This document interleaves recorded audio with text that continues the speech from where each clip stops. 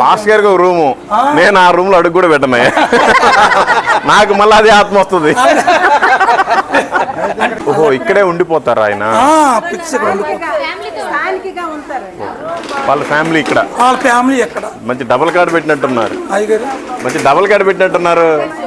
మామూలుగా ముసలాయన ఒకరు వచ్చారు, పరుపు కూడా వేసినట్టున్నారుగా. పరుపు కూడా వేసారా? ఇంకోటి వేయండి, ఇంకోటి వేయండి, ఒక జాండ.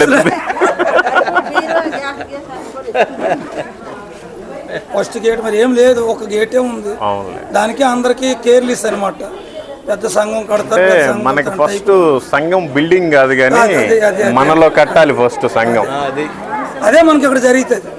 దేవుడు కృప, దేవుడు నీ దేహమే, దేవుడు చెప్పాడు నీ దేహమే నా ఆలయం అని చెప్పాడు.